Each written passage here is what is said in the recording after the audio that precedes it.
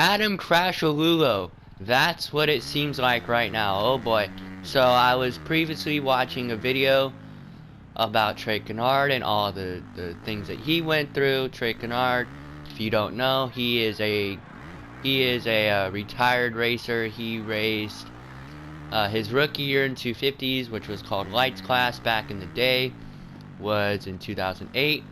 Won the East Championship that year, beat Ryan Villopoto, that was his last year. Anyway, after that 2008 season, he came back in 2009, and he got hurt at the second round, which is Arizona. That's when they were racing in Chase Field.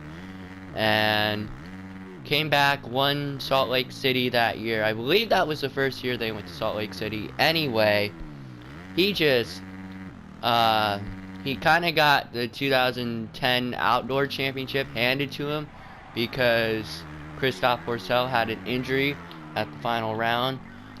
Anyway, he went in the 450 class, got hurt, broke his femur again, broke his wrist, and then came back and broke his back in LA. Remember that? That scared me as a child. Anyway, and he just Trey Canard was one of those riders who every time it seemed like he was on the track, he at least crashed once, and it was 9 times out of 10 taking him out of the season. Do you see a pattern here with Adam Cianciarulo?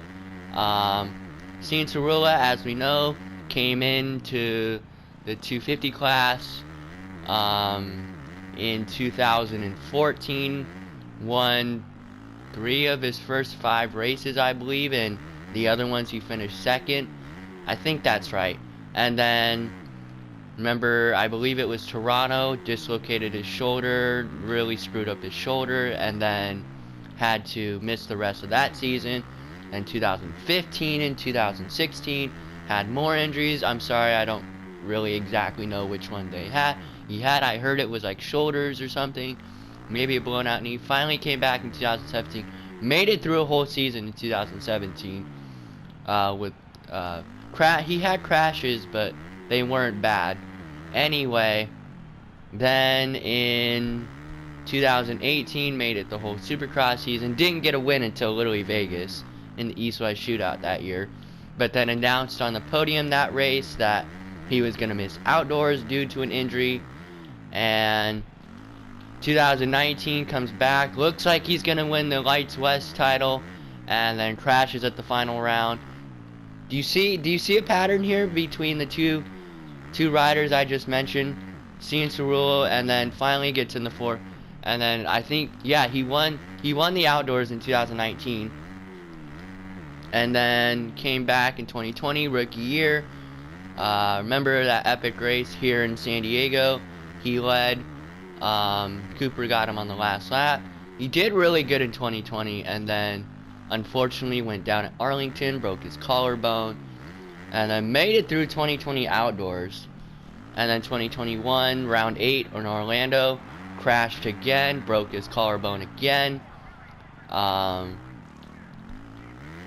and had to miss the rest of that season. Didn't make it through 2021 outdoors with elbow issues. Finally gets the elbow issue fixed, and then we all think, yes, 2022 Supercross 450, he's actually going to come in healthy. And then sometime in, I believe, November or December, he announced that he separated his shoulder and he wasn't coming in healthy. That was okay. His starts were killer though at the beginning of 2022.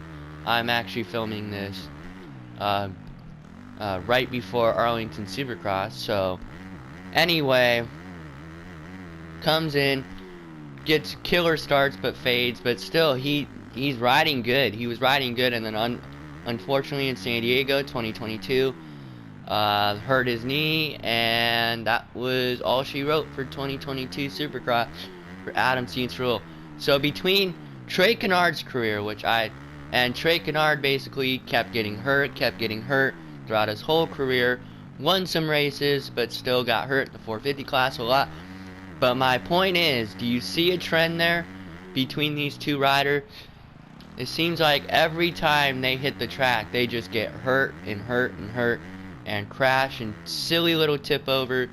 Cianciarulo, he's tipped over and lost championships because of it. It just seems like Adam Cianciarulo is very similar, like eerily similar to the career of Trey Canard. No disrespect here, but the moment Cianciarulo started getting hurt in 450s, I was like, yeah, we're dealing with another Trey Canard here. This is so sad. Like, a rider with so much potential. Cianciarulo had so much potential coming into his career, and unfortunately, injuries ruined it for him.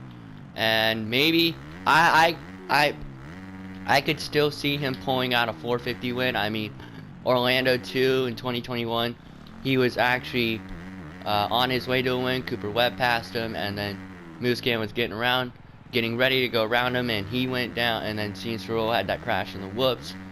It just seems like Cianciarulo crashes at the wrong time, and like, unfortunately hits the ground a little bit too hard. But yeah, let me know what you guys think in the comments below about this. I would love to hear your guys' opinion. Thank you so much for watching. I hope you click the subscribe button down below. We changed our name finally. Anyway, I'll see you guys later, and bye bye.